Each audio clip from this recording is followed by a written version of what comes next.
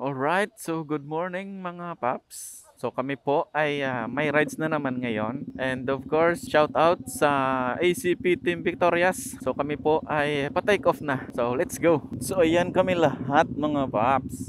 Dami oh. 1, 2, 3, 4, 5, 6, 7, 8, 9, 10, 11, 12, 13. So 13 kami lahat ng ACP Team Victorias.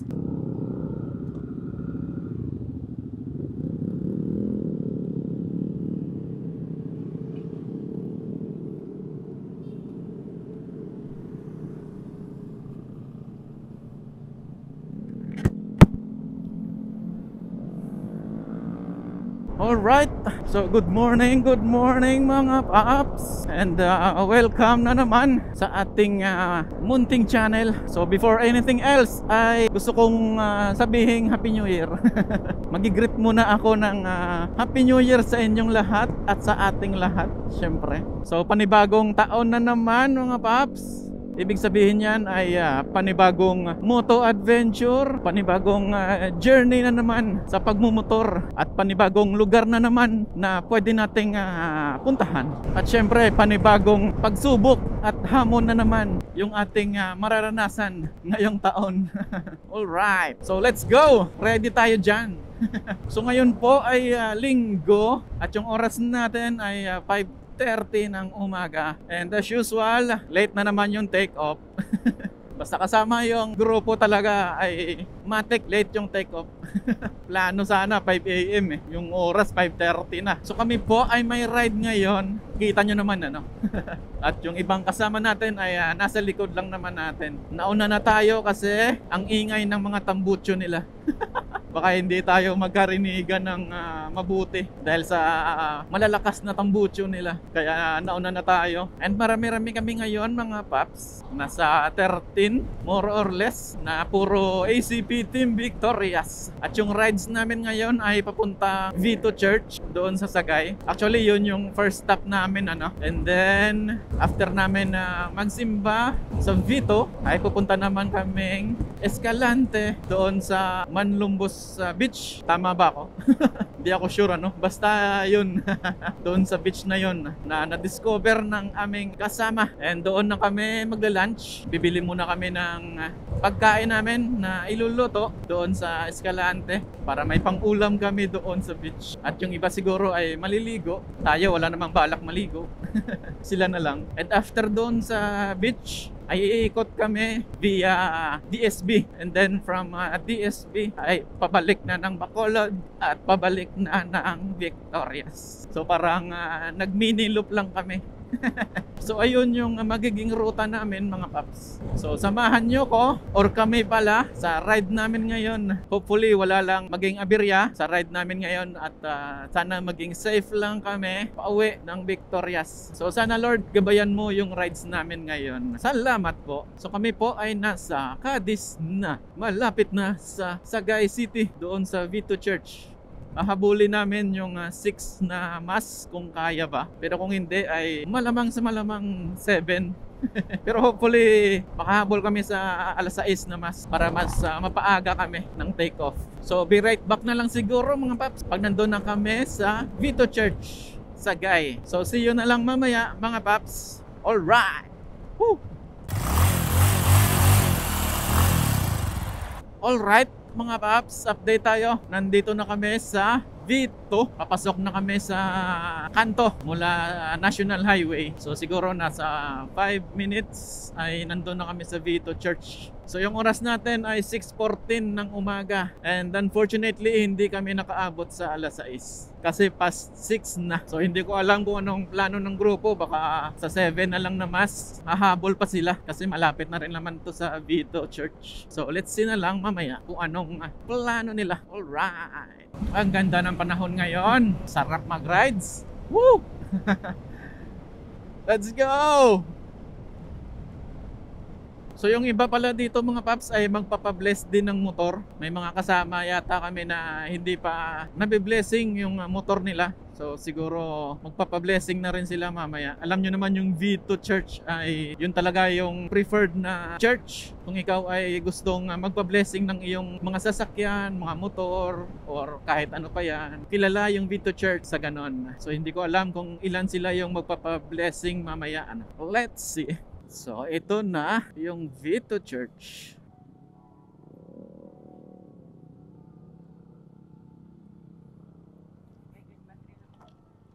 So ayan mga paps, nandito na kami sa V2 Church and yung ibang kasama namin papablessing daw. So yung iba ay nagpark na lang dito. Hindi naman tayong papablessing ng motor. So dito na lang tayo. Be right back na lang siguro mga paps. Pag pa-take off na kami dito, mag-church lang kami. Or tatambay muna dahil 7 AM pa naman yung mass na next. So be right back na lang mga paps.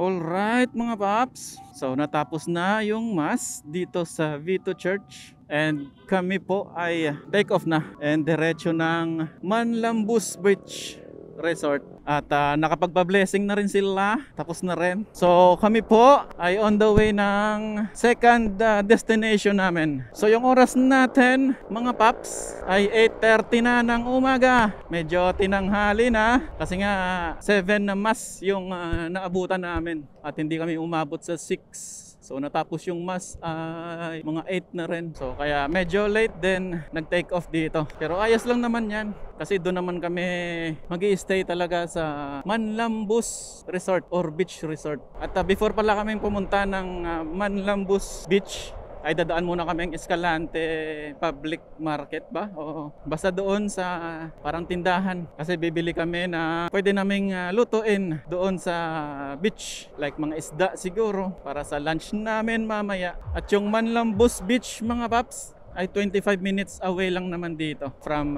V2 Church. Medyo malayo-layo din pala yun ano? Kasi 24 minutes. So nasa National Highway na kami papunta ng Escalante City. Nakakasilaw yung araw, tutok na tutok eh. Alright, Escalante City. So dadaan mo ng market para bumili ng mga lulutuin. Mabilis lang naman to. Alright mga paps, nandito lang kami ngayon sa public market ng Escalante City. Bibili lang sila ng mga makakain namin at lulutuin namin. Be right back mga paps. Alright mga paps, nakabili na kami at on the way na kaming Manlumbos or Manlambus Beach. So nasa 13 minutes yung biyahe. So ako na yung nauna kasi yung mga kasama ko walang Google Map, mga walang load. Ano ba yan?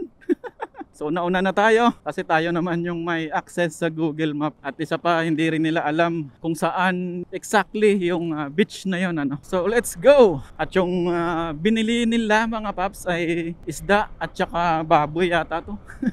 Iihawin siguro. At nasa akin din kasi wala na ring space yung mga compartment nila. Yung sa atin may sabitan tayo kaya dito na lang. Hindi ako sure ano kung ito ba yung National Highway. Mukhang hindi eh. Parang access road yata ito eh. Pero maraming dumadaan eh. Ngayon lang kasi ako nakadaan dito sa ganitong lugar eh. Ano lang yung binibigay ni Google Maps, sinusundan ko na lang. So nasa 6 minutes na lang ay nandoon na kami. You know. May karatulang pa Cebu na Roro. Doon yata yun eh, no? Na Escalante na port. You know, Municipality of Escalante. Bakit municipality? City na yung Escalante, di ba? Bakit municipality pa rin to? Matagal na yan. Hindi lang siguro napapalitan. Coastal na pala doon mga paps. Oh. Kita ko na yung dagat doon eh. Hindi lang masyadong kita kasi may mga bahay. Pero may nasiplatan ako doon eh. na dagat eh. Sa bagay, yung pupuntahan naman namin is beach naman talaga. So may rough road dito, hindi pa siya fully developed yung daan dito. So kaliwa tayo dito. Yun. Rough road pa rin. Medyo malalalim yung lubak dito. Yari to pag umulan kasi basang-basa to. Magpuputik talaga to. Yan yung lalim. Buti wala siyang wala siyang bato-bato. Yung lalim oh. Ay grabe. Mukhang ito na. Ito na ba? Walang pangalan kasi. Ayun oh. Manlambus Beach Resort. So ito na nga. So touchdown na. Tignan natin yung lugar. Iyon. Beach nga talaga. Ayan oh. Napakapayapa ng dagat ngayon. Hindi lang nga lang siya high tide. Low tide ngayon. Oh. Mababaw lang kung gusto mong maligo. Kung gusto mong malalim doon ka sa dulo pumunta or maglakad. So may nakikita tayong isla sabi ng kasama natin dito is yan yung Jumabo Island na close na rin naman daw dahil may mga issue. Medyo malapit lang kung titignan mo. Maganda kasi white sand siya. Akala ko nga Lacaun Island yan eh. Sabi nila yung Lacaun daw doon manda. So itong island na to is yung Jumabo. Ganda sana kung may ka dyan may pump boat ka. Sarap pumunta doon So ayan mga paps, nandito na kami sa Manlambus Beach and kami ay bababa na lang at pupwesto kung saan kami pwedeng pumwesto doon. So, be right back. All right.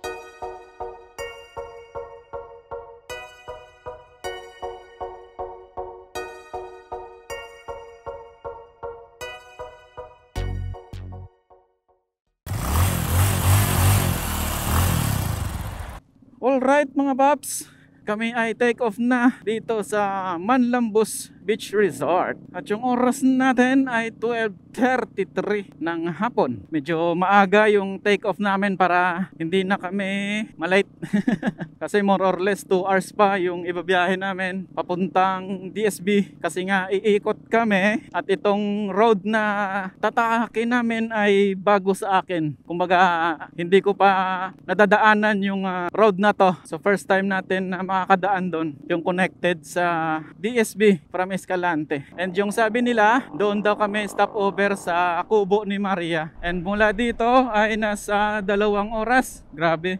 1 hour 55 minutes yung biyahe namin. So 2 oras na naman tayo babiyahe nito. Pero bago niyan ay hanap muna kami ng gas station. Kasi mostly sa amin magpapagas pa. Kahit naman ako, 4 bars pa naman tayo pero magpapagas na ako para sure. Hindi ko naman alam or hindi naman namin alam kung merong gas station kami na madadaanan. So let's see. Alright, let's go mga paps! Tuloy natin yung rides natin kasama yung ACP Team Victorious. So naging sweeper tayo ngayon Tayo yung pinakahuli Ayan mo na, naka Google Map naman tayo. Kaya ayos lang. Grabe yung mga tambucho nila.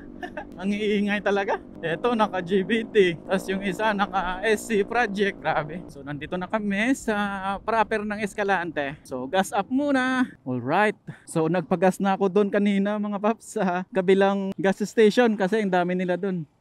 Baka mahuli lang tayo. So naghanap na lang ako na ibang gas station at naghanap ng lilim. Hintayin na lang natin sila dito kasi dito din naman sila dadaan. So hintayin na lang natin sila. Tagal naman nila. Ano ba yan? Lahat yata sila nagpagas Eto na sila. Yan pa Ayan. So let's go. Dumating din. Grabe yung pagas nilang tagal. So let's go. Uy, ang ganda ng bundok dito Ang bibilis nila. Naghahatawan na sila.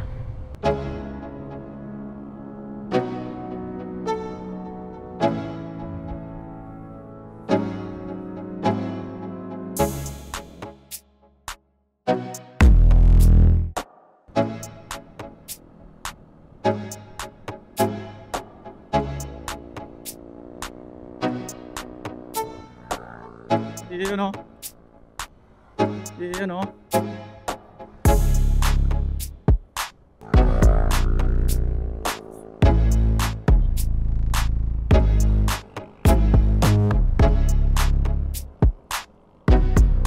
o.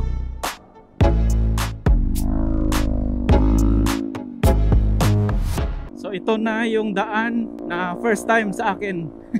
Parang shortcut to papuntang DSB. Kaysa naman pupunta pa kaming Calatrava. Parang access road to Ganda rin ng mga bundok dito Mga bulubundukin din pala yung dadaanan dito. Yun nga lang yung daan dito, may mga putik na natuyo na. Alam mo yung mga pula-pula sa sa gilid ng daan. Alam ko to twisties din yung daan dito Grabe yung tambucho ni Dr. J. Ang lakas. May rough road dito. Pero hindi naman siya mahaba. May part lang na hindi na simento. Baka nawasak na simento. Yung daan na to medyo may kalumaan na rin naman Tamo matagtag Tsaka ang daming tuyong lupa. Kasi for sure ito yung mga dinadaanan din ng mga truck. Mas malapit din kasi ito sa sa DSB. Kaya dito na kami dumaan. Maganda naman. Ang importante is sementado lang. So yung oras natin mga paps ay 1:21 na ng hapon at nasa 1 hour 12 minutes na lang. Nandun na kami sa which is doon sa DSB, doon Salvador Benedicta. Di ko alam kung saan sila mag-i-stop over sa DSB. Pero sabi naman daw nila sa Kubo ni Maria. Let's see mamaya. Daming mga bundok-bundok dito. Mga burol-burol Yun may tulay Canugban Bridge. May kalumaan na yung tulay. Alam mo talaga kapag yung tulay is luma, mga ganun yung design. Marami na akong tulay na nakikita ang ganun Ayan ganda Woo! Ganda ng daan dito, asphalt na Mga kurbadahan dito sa lugar na to. Ayan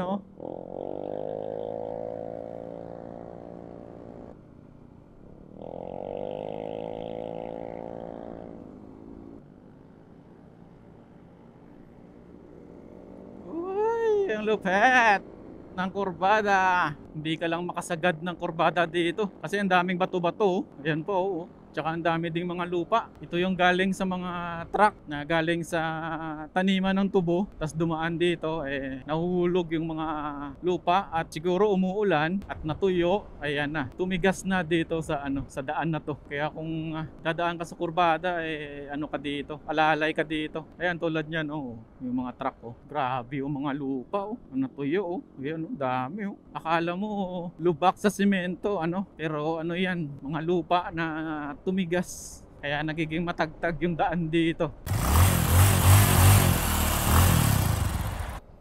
Alright, so ito na yung DSB mga paps. Subukan na naman yung banking natin na ito.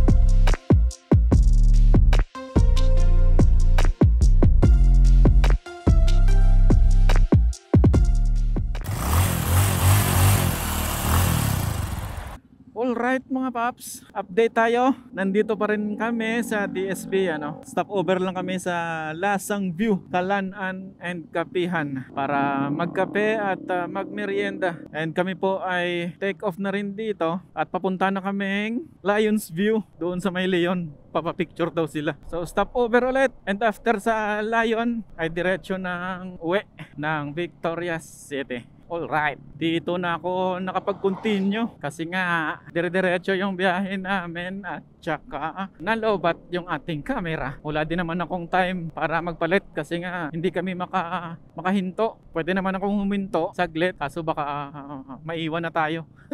So nagdire-diretso na lang hanggang sa malobat kaya dito na lang tayo nakapag-continue ng ating video. Alright, nandito na kami sa Lion. Parang Baguio lang ano.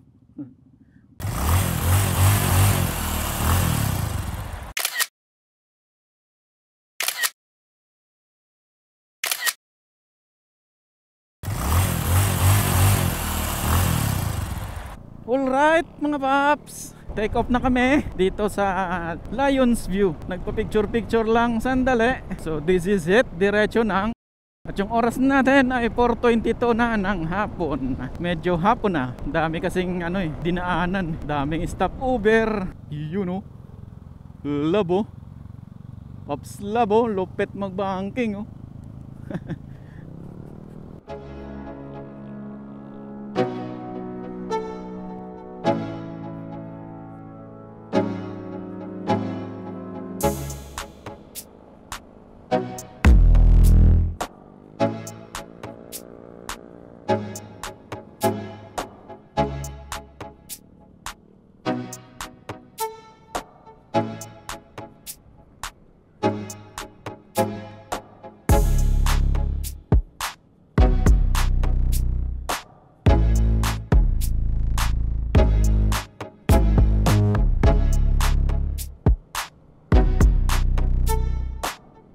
Alright, so siguro dito na natin tatapusin yung episode natin ngayon mga paps. Kasi palabas na rin naman kami ng DSB at on the way na ng Murcia. Wala na rin namang masyadong ganap dito. So before natin tapusin ay gusto ko muna mag-shoutout sa aking kagrupo na ACP Team Victorias. Sa lahat ng sumama sa ride ngayon, shoutout po sa inyo. So maraming salamat mga paps sa pagsama sa amin ngayon. Kauna-unahang ride ko at ride ng aking grupo na ACP Team Victorias ngayong taon.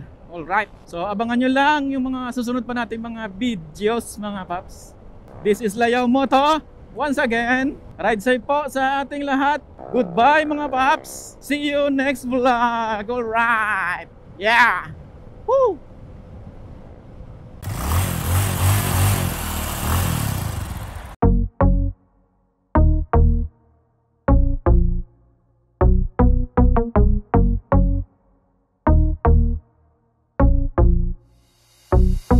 Thank you.